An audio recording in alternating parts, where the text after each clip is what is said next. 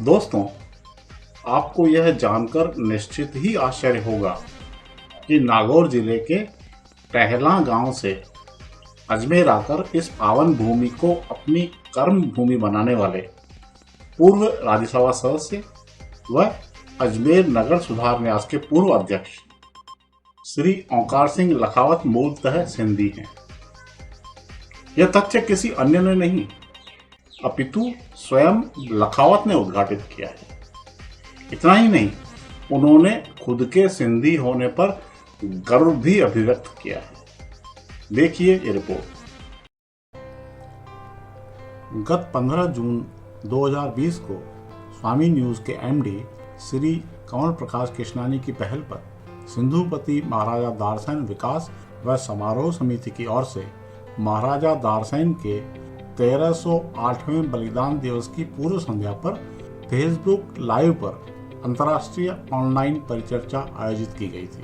ज्ञातव्य है कि अजमेर में महाराजा दारसैन के नाम पर एक बड़ा स्मारक बनाने का श्रेय लखावत जी के खाते में जाता है। तब वे नगर सुधार न्यास के अध्यक्ष थे। जब उन्होंने यह स्मारक बनवाया तब अधिसंख्य सिंधियों तक को यह पता नहीं था कि महाराजा दारसैन थे कौन। लखावत ने दाहरसैन की जीवनी का गहन अध्ययन करने के बाद यह निश्चय किया कि आने वाली पीढ़ियों को प्रेरणा देने के लिए ऐसे महान बलिदानी महाराजा का स्मारक बनाना चाहिए।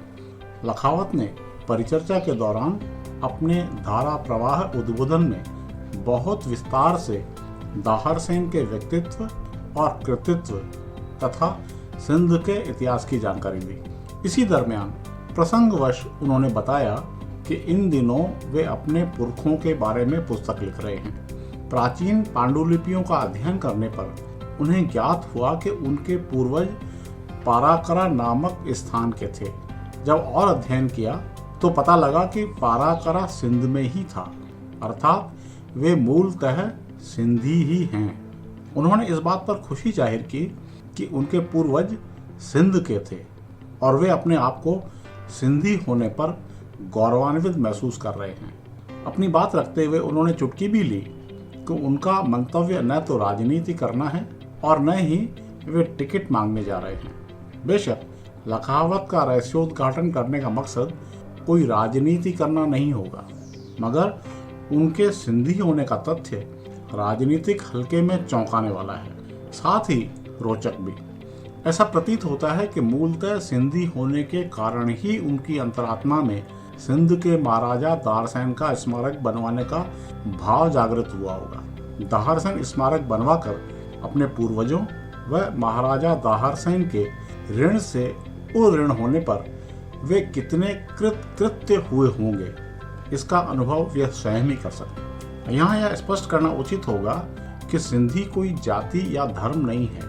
विभाजन के वक्त भारत में आए सिंधी हिंदू हैं और सिंधियों में भी कई जातियां हैं। जैसे राजस्थान में रहने वाले विभिन्न जातियों के लोग राजस्थानी कहलाते हैं, गुजरात में रहने वाले सभी जातियों के लोग गुजराती कहे जाते हैं, वैसे ही सिंध में रहने वाले और उनकी बाद की पीढ़ियों के सभी जातियों के लोग भी सिंधी कहलाए जाते हैं। अतः लखावत के सिंधी होने पर आश्चर्य नहीं होना चाहिए। बेशक सिंध के महाराजा दारसैन के नाम पर स्मारक बनवाने की वजह से सिंधी समुदाय की नज़र में लखावत का विशेष सम्मान है।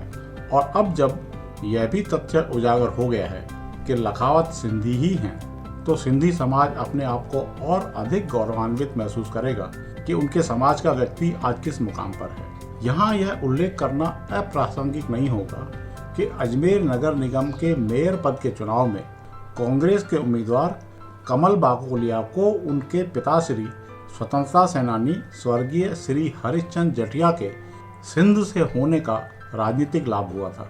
लखावत खुद को सिंधी बताते हुए कितने गदगद थे, इसका साक्षात दर्शन आप इस संक्षिप्त वीडियो में कर सकते हैं।